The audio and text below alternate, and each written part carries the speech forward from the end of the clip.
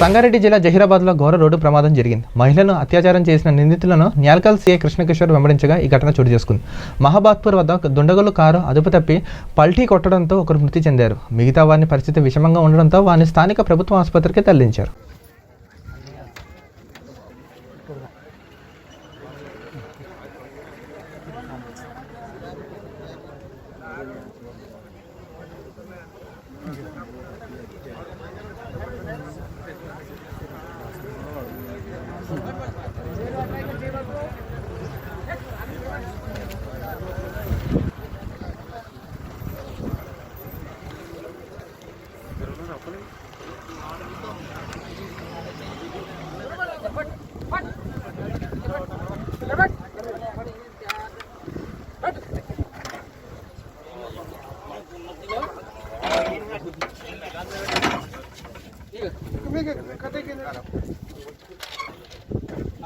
ఆడబట్టే ఎంత